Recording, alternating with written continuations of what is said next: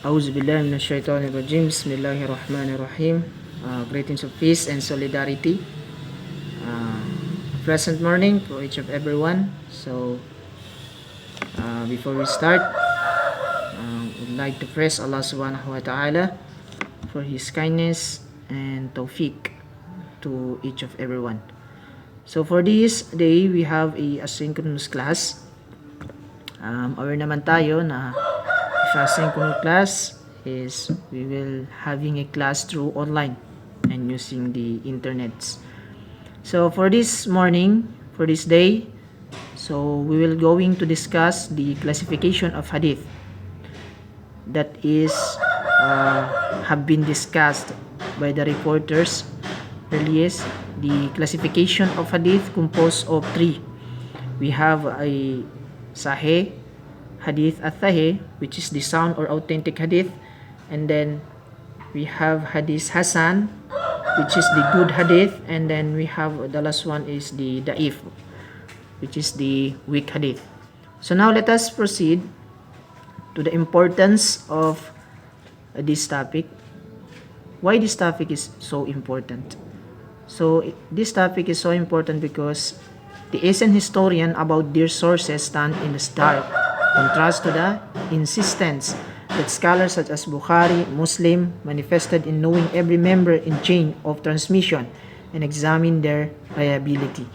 So according to our definition, according to our importance, so this kind of classification of hadith is very important because this is one of the way of our scholar to evaluate hadith, to identify the level of hadith that focused by our scholars, Imam Bukhari, Imam Muslim, and Imam Tirmizi, that their ways is to test or examine the reliability of the said hadith.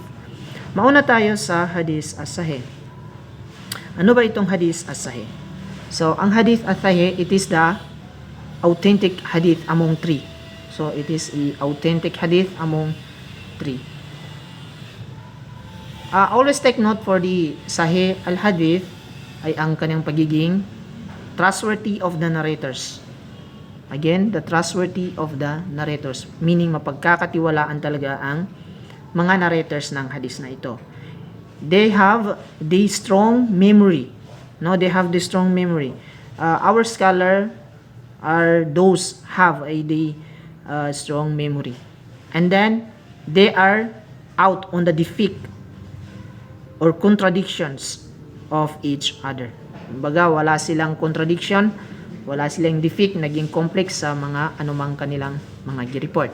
It is also based on the sunnah of Prophet Muhammad sallallahu alaihi wasallam. No, it is always consistent. Ang ibig sabihin, nakabase ito sa sunnah ni Prophet Muhammad sallallahu alaihi wasallam, his Islamic ruling, belief, and laws. Islamic rulings, belief, and laws.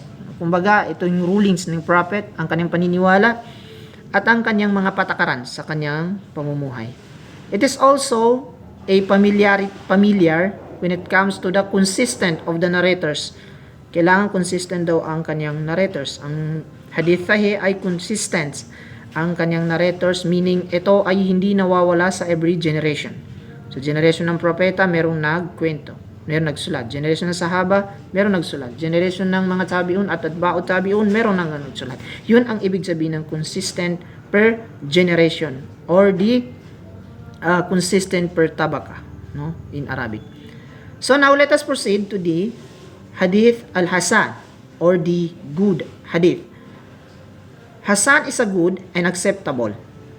It is also has a continuous chain of reliability narrators, but one of more of them have slightly weaker memory of perception compared to the sahih narration. As according for this explanation or this definition, Hasan and Daif is almost the same, but then there is an only small differences, which is yung iba sa mga narrators ng Hasan ay merong hindi ganong kalakas na memorya sa narrators ng Sahih. No? Pero when it comes to the consistent, sa pagiging consistent naman ng mga narrator for generation, meron naman ang Hasan. But then doon lang sa mga ibang narrators per generation ay mayroon silang medyo hindi ganun ka-highly intelligent na memory. Kumbaga meron pang may tendency na meron silang nakalimutan, may tendency na meron silang hindi na-indicate. Hindi katulad ng hadith as-sahih ay walang espasyo sa pagkakaroon ng lackings or pagkakaroon ng kakulangan. So yun ang hadith al-Hasan ay magandang hadith, malakas na hadith, but then hindi niya makakover yung level ng hadith as-sahih. Let us proceed to the last discussion of this lesson. So, the hadith ad-da'if. No? Among those three, this hadith is one of the weak. No? Among those three hadith, this one is weak. No? Da'if hadith is weak. It fails the condition of sahih or hasan because the chain is broken or it contains the narrator who weak memory, unknown or unreliable. Because of this, cannot use proof for halal, haram, or core Islamic rulings. Malinaw naman sa discussion that the definition is indicated that these hadiths are not the same with the Hasan and Sahih because of the because of the broken chain of narrators. Ang ibig sabihin ng broken chain of narrators, kumbaga sa generation, merong nagkwento sa hadith na ito sa prophet, but then walang nagkwento sa time ng mga companions. Walang nagkwento sa time ng tabiin. Doon pa lang naibalik ang kwento sa atba'ut tabiin. Merong 2 generation na nalaktawan. So yun ang ibig sabihin ng broken chains.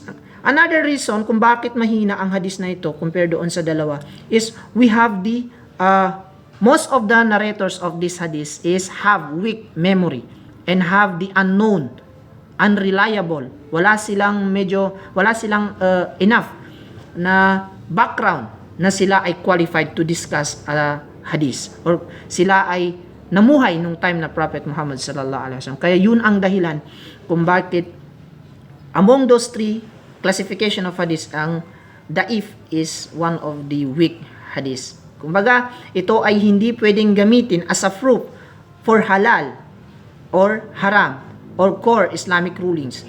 Ang hadith da'if, hindi natin siya pwedeng i-indicate sa ito ay paniniwalaan natin for implementing a halal action or avoiding the haram because walang masyadong gaanong kalakas na narrations. Yung mga narrator nito ay kumbaga hindi naman sa karapat-dapat pero hindi nila napatunayan na sila ay qualified to ifta na ito ay haram or ito ay halal.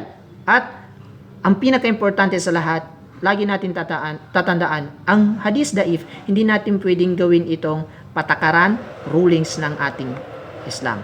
No, mauna muna tayo sa Quran, sa Sunnah, Ijma, and Qiyas bago tayo kumuha ng mga ibang source. So, ang da'if ay hindi siya recommendable, hindi katulad ng Sahih na ito ay authentic at Hasan, but then ang da'if ay hindi siya recommendable when it comes to the halal, ifta, haram, ifta, and the rulings of our Islam.